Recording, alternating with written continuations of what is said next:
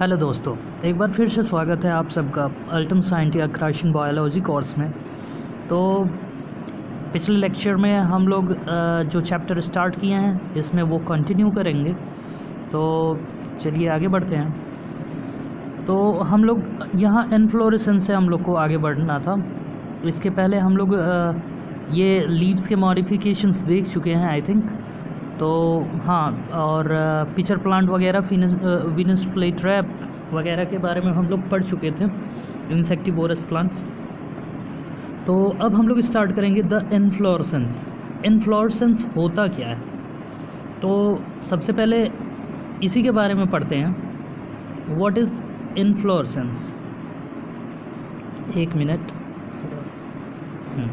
Okay, let's initiate. The flower is a modified shoot, मतलब जो फूल होता है वो भी एक प्रकार का तना ही होता है जो कि मॉडिफाई हो चुका होता है। मतलब कि फूल जो है स्टेम का मॉडिफिकेशन है। The shoot apical meristem changes to floral meristem. चूँकि प्लांट लाइफ साइकिल में फ्लावर का बहुत ही बड़ा रोल हो जाता है, अहम रोल हो जाता है, इसलिए वहाँ इस मेरिस्टेम को एक अलग नाम दे दिया गया, फ्लोरल मेरिस्टेम, जबकि होता है ये शूट का ही मॉडिफिकेशन। यहाँ internode do not elongate and the axis get condensed. जो नोड आपके इस तरह से निकलने वाले थे, कुछ ऊपर जाके ब्रांचिंग्स होने वाली थी, ये ऊपर से प्रेस कर दी गई, ओके, और नीचे से भी प्रेस कर दी गई।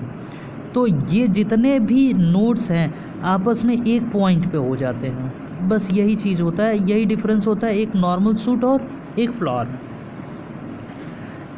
Apex produce different kind of floral appendages laterally at successive nodes instead of leaves.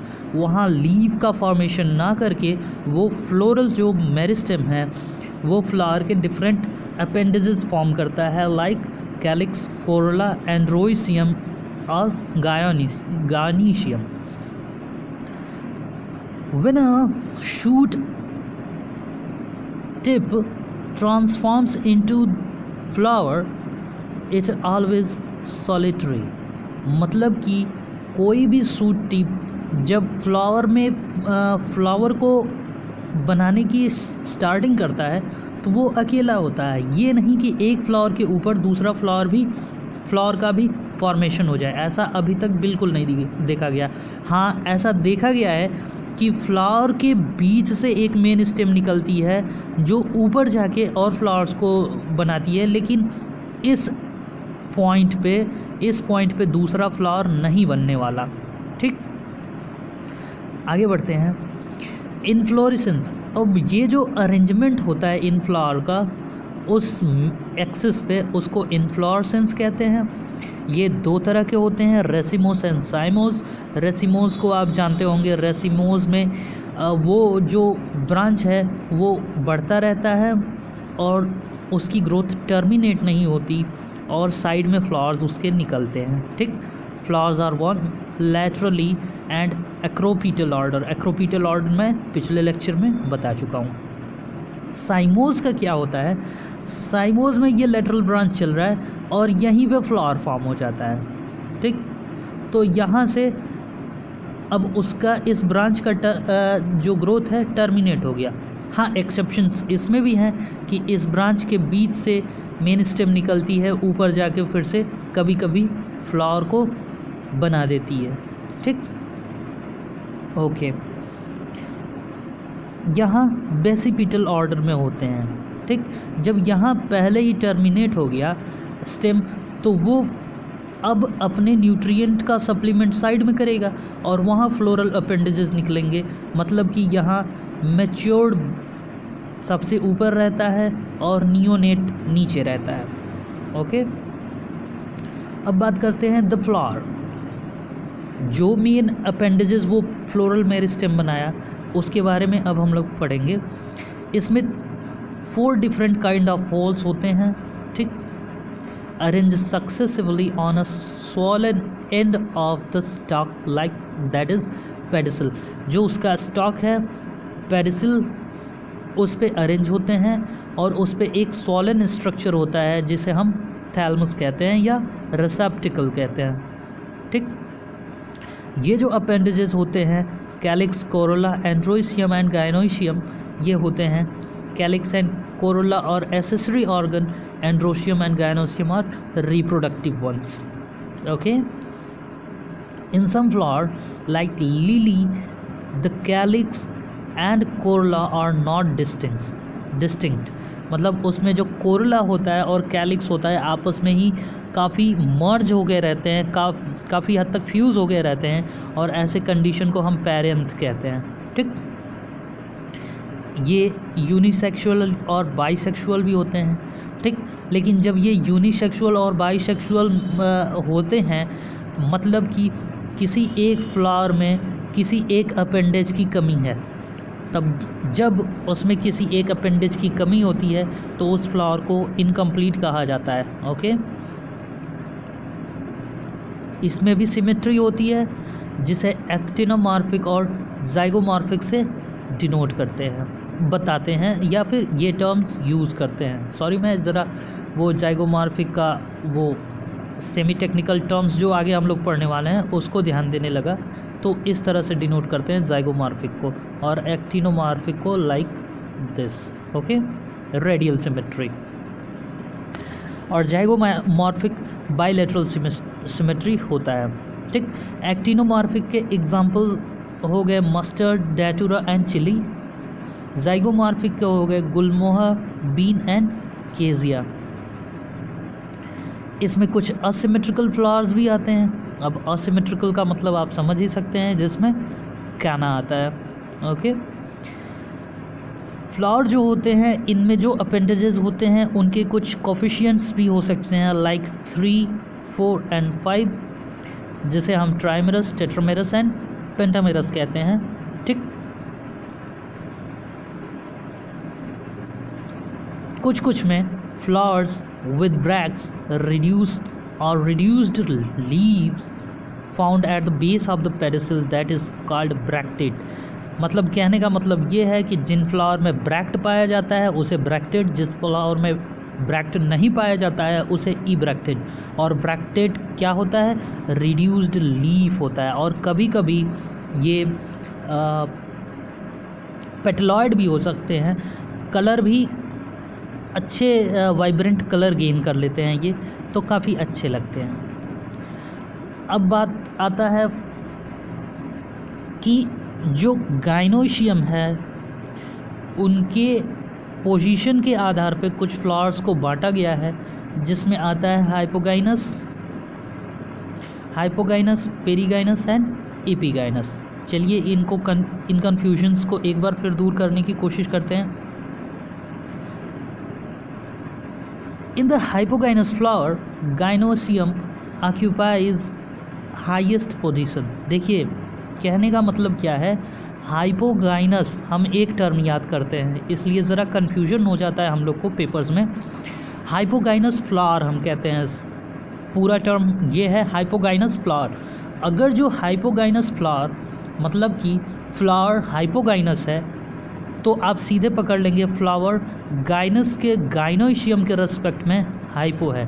Means ovary जो होगी आपकी सुपीरियर होगी, उसके नीचे से जो अपेंडेजेस हैं वो निकले हुए हैं। जो भी अपेंडेज हैं, आप कैलिक्स कह लीजिए, कोरोला कह लीजिए, वो चीज़। ठीक, तो यहाँ कहने का मतलब यही है कि हाइपोगाइनस फ्लावर जब वो कहेंगे तो फ्लावर हाइपो होगा गाइनस के रिस्पेक्ट में या फिर गाइन के रिस्पेक्ट में, और इस फ्लावर में ओवरी सुपीरियर होगी। ठीक, अब इस तरह से हाइपर क्या है एपीगाइनस जो होगा उसका डेफिनेशन मुझे लगता है आप सबको क्लियर हो गया होगा और यहाँ टाइम किल नहीं करना चाहिए। बात आती है पेरीगाइनस की। पेरी मीन्स क्या होता है? अराउंड, पेरीफेरी की बात किया जा रहा है यहाँ।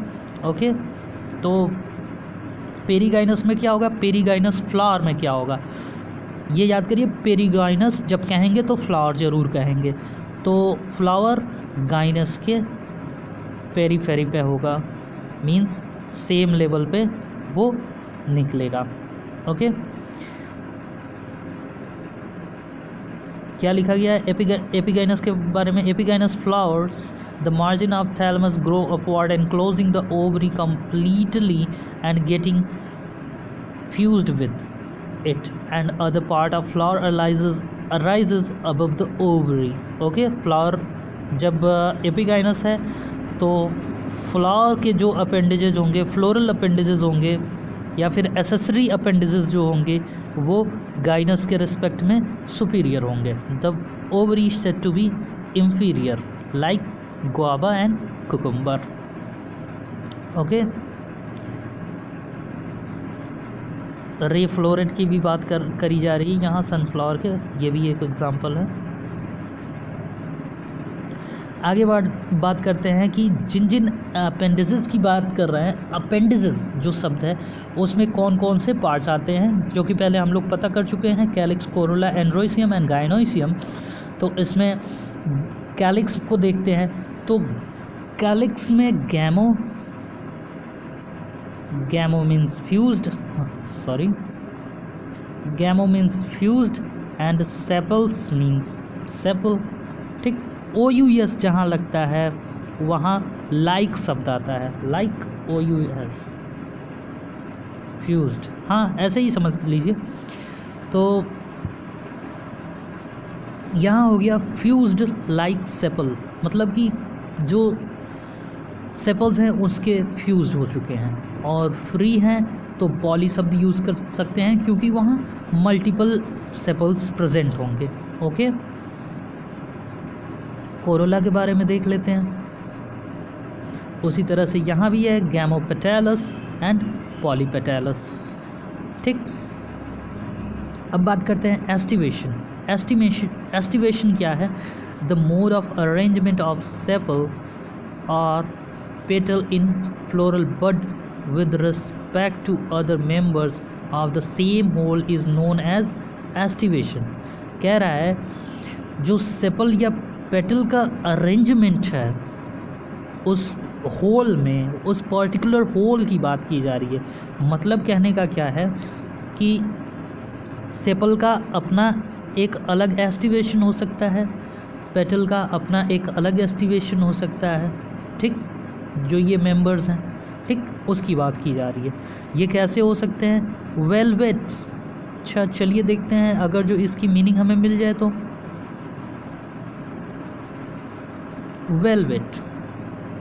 वेलवेट की मीनिंग देखिए क्या दिया हुआ है, meeting at the edge without overlapping edge some petals do. ठीक, कहने का मतलब यही है कि एज पे मिलते हैं बट किसी को ओवरलैप नहीं करते हैं। ठीक, ये पांचवा देख लीजिए, meeting at the edge without overlapping. ठीक, वही चीज़ है, सेम चीज़ है। ओके, आगे बढ़ते हैं। इम्ब्रिकेट का भी देख लेते हैं। इम्ब्रिकेट का क्या मिलता है? Having regularly arranged overlapping edges, यहाँ एज ओवरलैप करते हैं। ठीक, अब जैसे रूफ टाइल्स, पुराने ज़माने में जो घर बनते थे, मिट्टी के घर बनते थे, वो आपस में ओवरलैप करते थे। फिश स्केल्स वो भी आपस में ओवरलैप करते हैं, तो उन्हें इम्ब्रिकेट कहते हैं।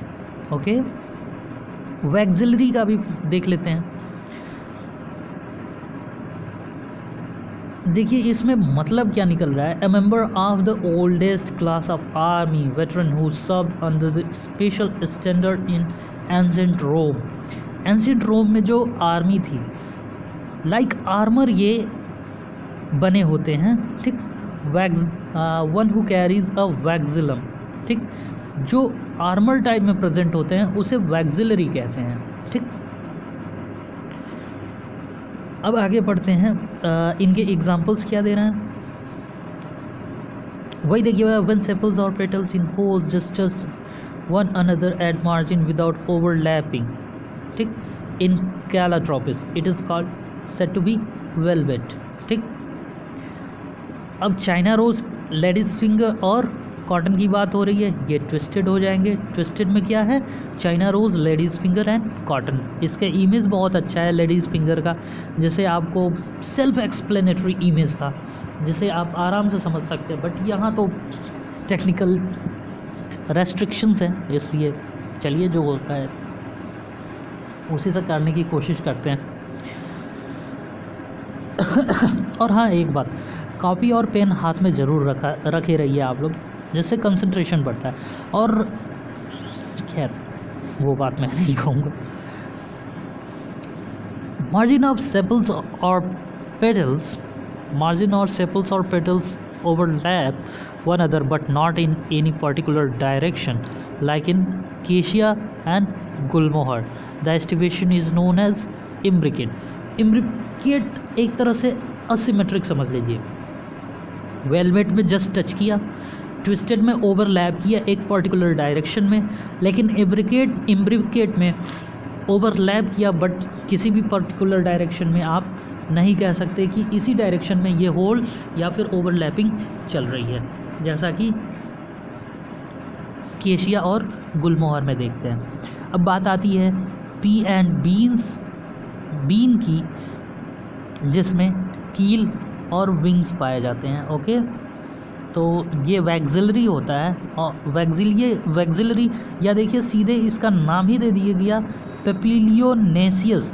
पेपिलियोनेशियस का मतलब क्या है, the group belongs with papilionaceae group. ठीक, तो पेपिलियोनेसी ग्रुप में ऐसे फ्लावरिंग्स पाए जाते हैं। यहाँ देख लीजिए, समझ में आ रहा होगा, ये वेलवेट है, आपस में जस्ट टच ही करेंगे। ये ट्विस्टेड है, देखिए किसी एक पर्टिकुलर डायरेक्शन में, मान लीजिए इस डायरेक्शन में ही कह लीजिए, अगर जो रेफरेंस पॉइंट यहाँ से इधर लेते हैं तो इस डायरेक्शन में ट्विस्ट हो गया। यहाँ किसी पर्टिकुलर डायरेक्शन में ट्विस्टिंग नहीं है। ठीक, और यहाँ वैक्सिलम या एक आर्मर की तरह कंडीशन प्रेजेंट है। ओके, आगे बढ़ते हैं, एंड्रोशियम के बारे में बात करते हैं। एंड्रोशियम को स्टेमन भी कहते हैं, ये इतना पता होगा। उसके ऊपर एक बाइलोब स्ट्रक्चर होते हैं जिसमें थीका प्रेजेंट होते हैं, 2 चैम्बर प्रेजेंट होते हैं और 4 थीका प्रेजेंट होते हैं। तो ये सब चीज़ें तो आपको जाननी चाहिए। Has each lobe has 2 chamber, मतलब कि 2 लोब हैं। ये स्टेमन का एक पार्ट है, 2 लोब हो गए, और हर लोब में 2 चैम्बर होते हैं, मतलब कि वही चैम्बर को, थीका को चैम्बर ये कह रहा है। जो स्टेमन फंक्शनल नहीं होता है उसे स्टेमिनोड कह देते हैं। ठीक, when stamen are attached to petals is epipetalous. Epi मतलब जब एंड्रोशियम पेरीफेरी के तरफ मूव करने लगा तो एपी कह दिया। ठीक, एपी मतलब चारों ओर हो गया। ठीक, और एपीपेटलस ये कंडीशन ब्रिंजल में पाई जाती है। ठीक, ब्रिंजल में पाई जाती है। Epiphyllous when attach to perianth. Perianth means, अब एंड्रोशियम कभी भी पाया जाता है तो पेटल्स के बीच में पाया जाता है, पेटल्स के अंदर पाया जाता है। और मेरे कहने का मतलब ये है, गायनियोसियम और जो ये कोरोला होता है उसके बीच का ये होता है। लेकिन अगर ये एंड्रोशियम कैलिक्स से फ्यूज़ करने की कोशिश करे तो उसमें आपका पेटल जो होगा, कोरोला जो होगा, वो भी कैलिक्स से फ्यूज़ करेगा कि नहीं। तो इसीलिए यहाँ पेरियंथ शब्द यूज़ किया गया है कि पेरियंथ से फ्यूज़ कर गया है वो, जैसा कि लिली में देखा जाता है। ये जो एंड्रोशियम होते हैं वो कुछ गुच्छों में भी अरेंज हो सकते हैं, बंच में भी अरेंज हो सकते हैं। तो एक के लिए मोनो और बंच के लिए एडल्फस, डाई एडल्फस और पॉली एडल्फस। तो चाइना रोज़ में 2 बंडल प्रेजेंट होते हैं। मोनो एडल्फस होता है चाइना रोज़ में, 2 बंडल्स में होते हैं डाई एडल्फस पी में, 9+1 का अरेंजमेंट देखेंगे। और सिट्रस में पॉली एडल्फस होते हैं कई गुच्छों में वो प्रेजेंट होते हैं, जो भी सिट्रस फ्रूट्स होते हैं।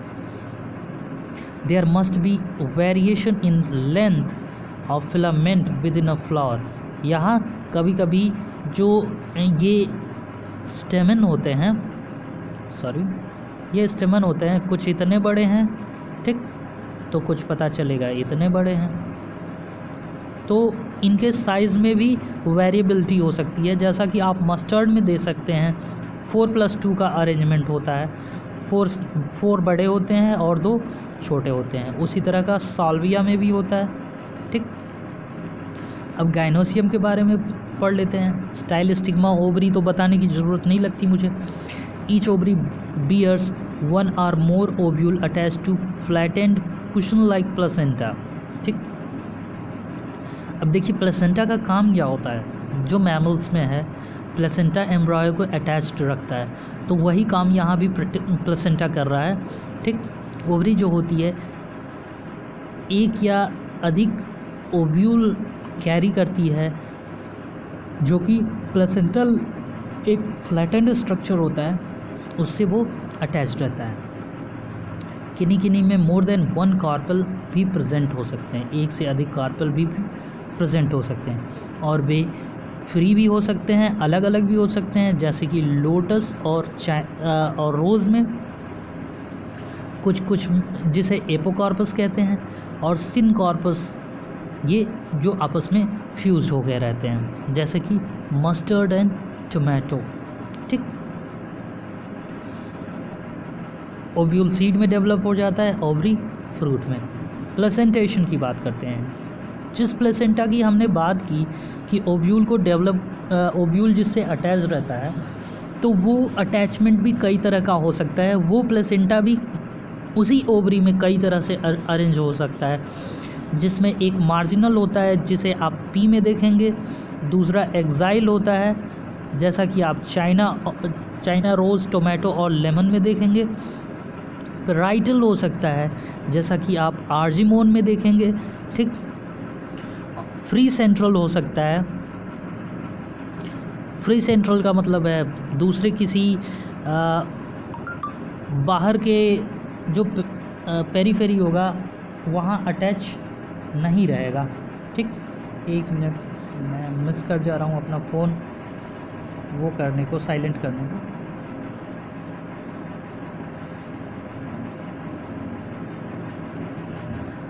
हाँ, तो ovules are borne on central axis, और यहाँ सेप्टा एब्सेंट रहता है, ठीक। कहने का मतलब ये है जैसा कि डायंथस एंड प्रिमरोज में दिखता है, मतलब कि free central dianthus and primrose में, पेराइटल आर्जिमोन में और मस्टर्ड में। एक्साइल जो होता है वो टोमेटो या लेमन में होता है। मार्जिनल जो होता है वो पी में पाया जाता है, ओके। और फिर ये जो एक्साइल है और सेप्टा उसमें एब्सेंट है, इसे ही फ्री सेंट्रल कहते हैं, तो मैंने पहले भी बताया। और बेसल प्लेसेंटेशन होता है, ये सबसे एडवांस्ड होता है, ठीक। सिंगल ओव्यूल ही होता है जैसा कि सनफ्लावर और मैरीगोल्ड में पाया जाता है। यहाँ इमेज देख लेते हैं। ये हो गया आपका मार्जिनल, ठीक। ये हो जाएगा आपका एक्साइल, ठीक। ये हो गया जो क्या मैं बोल रहा हूँ, पेराइटल पेरिफेरी पे। ये हो गया फ्री सेंट्रल और ये हो गया बेसल, ठीक। अब इसमें जाएंगे तो इसमें भी बहुत सारे वैरायटी आते हैं। सिरसिनोट्रोपिस, ऑर्थोट्रोपिस, तो मतलब 6 तरह के होते हैं इसमें भी, बेसल में भी, तो वो तो बड़े क्लास की चीज़ है। अब फ्रूट के बारे में हम पढ़ते हैं। फ्रूट में 2 ही लेयर होते हैं, सबसे बड़ी बात, ठीक। Without fertilization. अच्छा, पार्थिनोकार्पिक फ्रूट के बारे में पहले बता दिया है। और पार्थिनोकार्पिक फ्रूट जिस मेथड से होता है उसे पार्थिनोजेनेसिस कह लेते हैं। Generally fruit consist of ball और पेरिकार्प एंड सीड, मतलब कि इसमें 2 ही चीज़ होते हैं, एक पार्ट तो सीड होता है और दूसरा पेरिकार्प होता है। उसके बाद इस पेरिकार्प में कुछ मॉडिफिकेशंस आते हैं जिसमें कुछ फ्लैशी हो जाते हैं, कुछ फाइब्रस हो जाते हैं, कुछ और भी फॉर्म में मॉडिफाई हो जाते हैं। ठीक, जैसे कि मैंगो में दिया है एपिकार्प, मीज़ोकार्प और एंडोकार्प में। तो एपिकार्प जो होता है आउटर लेयर हो जाता है, मीज़ोकार्प एडिबल पार्ट हो जाता है, उसके बाद एंडोकार्प मिलता है जिसके अंदर सीड प्रेजेंट होता है। ठीक, अब देखिए इसमें भी क्या है, कोकोनट में भी दिखाया है कि जो एपिकार्प होता है वो भी पतला होता है लेकिन बहुत टाइट होता है। डाइवर्सिटी देखिए कि आम का जो एपिकार्प होता है कितना डेलिकेट होता है, वहीं जो कोकोनट का एपिकार्प होता है बहुत स्टिफ होता है, और उसके बाद निकालने पर मीज़ोकार्प कितना फाइब्रस हो जाता है, यहाँ कितना फ्लैशी रहता है। फाइब्रस तो ये भी रहता है लेकिन ये फ्लैशी रहता है। उसके अंदर जो एंडोकार्प के अंदर सीड होता है उसे हम लोग खाते हैं। ओके, और दोनों ही ड्रूप टाइप ऑफ फ्रूट्स हैं। ठीक, मतलब ड्रूप टाइप ऑफ फ्रूट होने के बाद भी ये आपस में कितना अलग है ये बताने की कोशिश किया जा रहा है यहाँ। They develop from monocarpellary superior ovary and are one seeded, मतलब ये दोनों में एक ही सीड होता है, मोनोकार्पिलरी होते हैं और सुपीरियर ओवरी होते हैं। सुपीरियर ओवरी, अब आप समझ सकते हैं कि फ्लावर हाइपोगाइनस होता है इनका। ठीक, वही बताया गया आगे। एडिबल मीज़ोकार्प होता है मैंगो में। तो उन सबको छोड़ते हैं, आगे बढ़ते हैं, सीड के बारे में जानते हैं। सीड भी जो होता है एक सीड कोट और एक एम्ब्रायो के हेल्प से बनता है। एम्ब्रायो जो होता है वो रेडिकल और एक एम्ब्रायनल एक्सिस से बना होता है, और उसके साथ एक या दो कॉटिलेडन्स भी होते हैं। मतलब कि जो सीड है वो दो चीज़ों से बना है, सीड कोट और एम्ब्रायो। और एम्ब्रायो में तीन प्रोमिनेंट स्ट्रक्चर हम लोग देखते हैं, जिसमें एक रेडिकल रहता है, एक एक्सिस रहता है और एक या दो कॉटिलेडन्स होते हैं। ठीक, यही तीन चीज़ें इसमें ध्यान देने की बात है। डाइकॉटिलेडनस सीड का अब स्ट्रक्चर हम देखने की कोशिश करेंगे। अब उसमें भी देखिए सीड कोट और एम्ब्रायो, यही बताया गया था ना, सीड कोट और एम्ब्रायो। तो अभी सीड कोट की बात की जा रही है यहाँ कि सीड कोट दो लेयर में डिवाइड होता है, टेस्टा एंड टैगमेन। वहाँ एक और हाइलम पाया जाता है जो एक स्कार के रूप में होता है, जिससे वो ओवरी में प्लेसेंटा से जुड़ा हुआ होता है। ठीक, वही यहाँ बताया जा रहा है कि seed coat through which developing seeds were attached to the fruit above the hilum is a pore called micropyle। यहाँ से कुछ जो एयर इनटेक होता है या फिर एक्सचेंज होना रहता है वो परफॉर्म करते हैं सीड। अब देखिए at the two ends of the embryonal axis are present the radical and the plumule। ठीक, ये जो ग्रीन लाइन में दिखाया हूँ वही एम्ब्रायनल एक्सिस है, उसके नीचे के साइड रेडिकल हो गया क्योंकि वो पॉजिटिव जियोट्रॉपिक होता है, और उसके ऊपर प्रीम्यूल होता है जहाँ से सूट डेवलप होता है, और नेगेटिव जियोट्रॉपिक होता है, और साइड में दो कॉटिलेडन्स दिखाए हैं। कुछ में लाइक कैस्टर जो होता है उसमें एंडोस्पर्म प्रेजेंट होता है, मतलब कि सीड मैच्योर हो जाता है उसके बाद भी उसमें एंडोस्पर्म प्रेजेंट होता है, जबकि कुछ में नहीं, like bean, gram and pea. जो बीन, ग्राम और पी होते हैं उसमें एंडोस्पर्म प्रेजेंट नहीं होता है मैच्योर सीड में, इसलिए उन्हें नॉन एंडोस्पर्मस कहते हैं। Structure of monocotyledonous seed. तो मोनोकॉटिलेडनस सीड के बारे में हम देखते हैं। ये जनरली एंडोस्पर्मिक होता है, मतलब कहने का मतलब ये है कि जनरली जो आप देखते हैं मोनोकॉट्स, उनके सीड में एंडोस्पर्म प्रेजेंट होता है, बट कुछ जैसे ऑर्किड होते हैं उनमें एंडोस्पर्म प्रेजेंट नहीं होता है। ऑर्किड का सीड खुद ही इतना छोटा होता है यार कि उसमें एक्स्ट्रा मटेरियल कहाँ से स्टोर है। In the seed of cereals such as maize, seed coat is membranous and generally fuse with the fruit wall. ये जो सीड कोट होता है कभी कभी फ्यूज़ हो जाता है मोनोकॉट्स में, आप देखेंगे कभी भी। चलिए आज आप खुद ही प्रैक्टिस कर लीजिएगा, जाके एक गेहूं का दाना लीजिएगा, उसे कुछ देर तक भिगा के रखिएगा और उसे रगड़िएगा, देखिएगा उसमें से सीड कोट निकलेगा। ऐसे ही आप मेज़ या मक्के के दाने के साथ कर सकते हैं। जो आप कभी कभी पॉपकॉर्न्स खाते हैं तो उसमें देखते होंगे येलोइस membranous structure, stiff येलोइस membranous structure दिखता होगा, वो उसका सीड कोट होता है। जबकि जब आप वो मेज़ रोस्टेड नहीं होता है तो आप देख नहीं सकते, बहुत ही क्लोजली वो फ्यूज़ होता है। Outer covering of endosperm separate the embryo, ठीक। Outer covering of endosperm, endosperm का जो आउटर कवरिंग है वो एम्ब्रायो को प्रोटीनेशियस लेयर से सेपरेट करता है, जिसे एल्यूरोन लेयर कहते हैं, ठीक। एल्यूरोन लेयर, ठीक। अब embryo consist of one large and shield shaped cotyledon known as a scutellum and short axis with a plumule और रेडिकल। तो जब ये सीड है और एम्ब्रायो की बात कर रहे हैं तो प्लीन्यूल और रेडिकल तो रहने ही वाले हैं। बात बस स्क्यूटेलम की स्पेशल आती है कि स्क्यूटेलम इसमें प्रेजेंट होता है, कवरिंग सीड होता है, ठीक।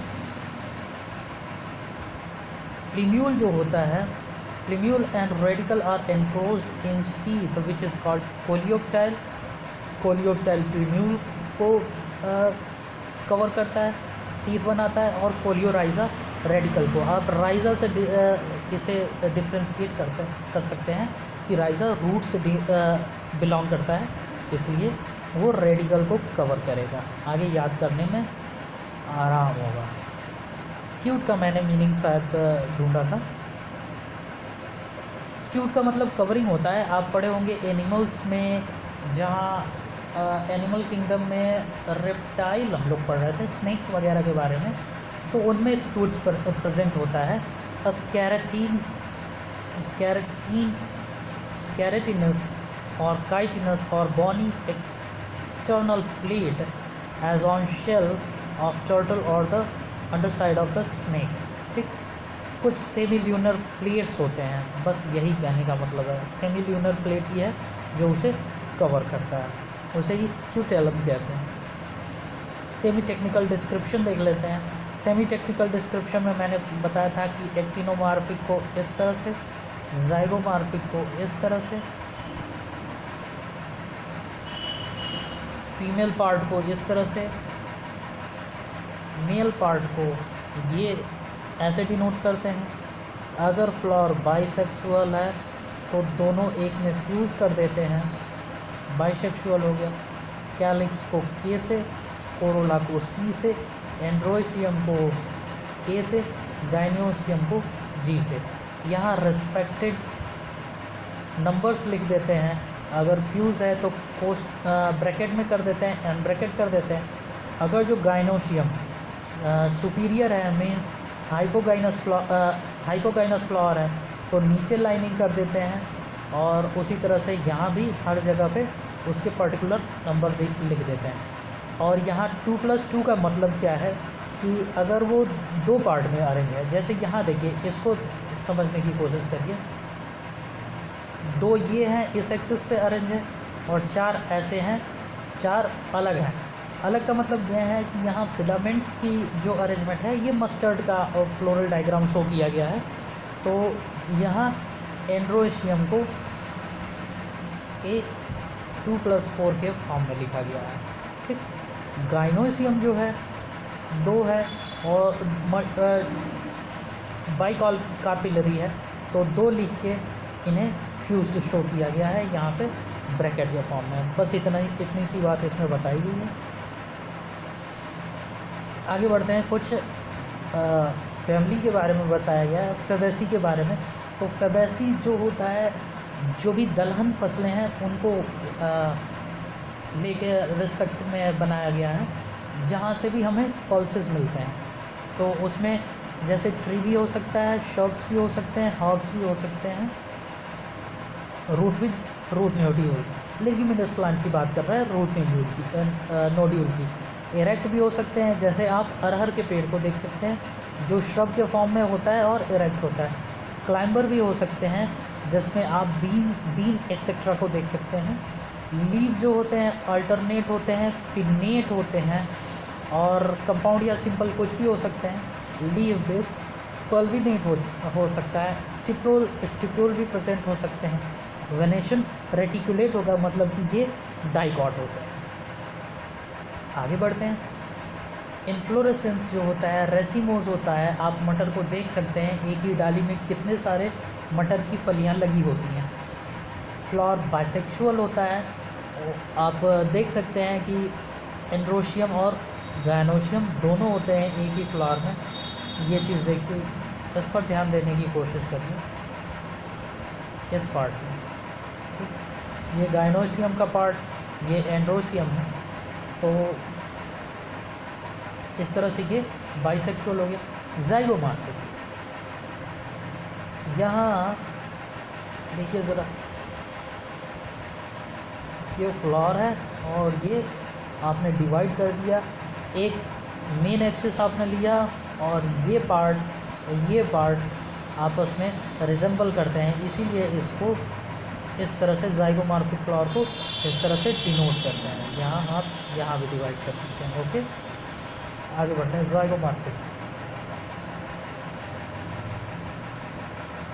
फ्लावर पेंटामेरस होता है। तो अब मैं कैलिक्स और कोरोला के बारे में नहीं बताने वाला। एस्टिवेशन भी आप लोग जान चुके हैं। एंड्रोशियम 10 होता है। डाइएडल्फस, मतलब कि दो पार्ट में अरेंज होते हैं, दो ग्रुप में। एक तो आपका ये हो गया 1 और एक 9 हो गया, तो 9+1 फॉर्म में ये अरेंज होते हैं। सॉरी, ये ब्रैकेट नहीं रहेगा क्योंकि यूज नहीं होते हैं। गाइनोसियम मोनोकार्पिलरी होता है, यूनिलोक्युलर होता है विद मेनी ओव्यूल्स, तभी तो एक पी में कई सारे मटर के दाने निकलते हैं। फ्रूट लेग्यूम हो सकता है, ठीक। नॉन एंडोस्पर्मिक होते हैं, ठीक। और ये फ्लोरल फार्मूला आप देख के समझ सकते हैं, ठीक। उसी तरह से अब सोलेनेसी की बात की जाएगी, तो सोलेनेसी में देखिए स्टेम की बात कर सकते हैं कि हर्बेसियस होते हैं, कभी कभी ये बॉडी स्टेम फॉर्म करते हैं। एरियल होता है, इरेक्ट होता है, मतलब कि ये क्रीपिंग नहीं होते हैं। Cylindrical, branched and solid. Cylindrical होता है, ब्रांच्ड भी होते हैं और सॉलिड भी होते हैं। हॉलो भी हो सकता है, उनके स्टेम पे हेयर भी प्रेजेंट हो सकता है और हेयर नहीं भी प्रेजेंट हो सकता है। प्लेन होता है, ग्लैबरस के मतलब होता है, ठीक। जैसे कि underground stem, Solanum tuberosum. Rarely pinnately compound, कभी कभी पिन्नेट लीव जो होती है वो कंपाउंड होती है। कैलिक्स परसिस्टेंट होता है। एंड्रोशियम एपिपेटैलस होता है, आगे आप लोगों ने एग्जाम्पल के थ्रू पढ़ा है, ठीक। एपिपेटैलस होता है, पेटल से फ्यूज़ होता है। सीड इसके एंडोस्पर्मस होते हैं, ठीक। इनके सीड में एंडोस्पर्म प्रेजेंट होता है। ये फ्लोरल फार्मूला आप देख के समझ सकते हैं, इसे कई बार लिख के आप याद कर लें तो ऊपर जितने भी इंफॉर्मेशन लिखे गए हैं वो सारे आपको एक बार में ही सारे इंफॉर्मेशन दिख जाएंगे। अब लिलिएसी की बात करते हैं, तो लिलिएसी के ग्रुप मोनोकोटिलेडन्स होते हैं, पेरिनियल हर्ब्स होते हैं, बल्ब्स एंड कॉम्स होते हैं, उसमें राइजोम का भी फॉर्मेशन होता है। इन्फ्लोरेसेंस में सॉलिटरी साइमोस, मतलब कि टर्मिनल ब्रांच जो फ्लावरिंग करता है वो टर्मिनेट हो जाता है उसका फ्रूट। अम्बिलेट क्लस्टर होते हैं। एक्टिनोमॉर्फिक होता है, मतलब कि रेडियल सिमेट्री पाई जाती है। पेरियंथ भी होता है, और पेरियंथ के जो यूनिट्स होते हैं उन्हें टेपल कहते हैं। एपिपेटलस कंडीशन होता है, ठीक। ट्राइकार्पिलरी सिनकार्पस और ओवरी सुपीरियर मतलब कि हाइपोगाइनस फ्लावर। ट्राइलोक्यूलर, जब पॉलीलोक्यूलर है तो ओव्यूल भी मेनी होंगे ही। एक्साइल प्रेजेंटेशन और सीड एंडोस्पर्मस, मतलब पहला जो फैमिली है फैबेसी उसमें एंडोस्पर्मस सीड नहीं होता है। ये आप देख सकते हैं इसका डायग्राम। यहाँ पे ख़त्म हुआ हम लोग का ये चैप्टर, जिसे हम लोग क्रैश कोर्स के थ्रू ख़त्म कर लिए हैं। यूनिट 2 का पहला chapter, morphology of flowering plant. Thank you very much.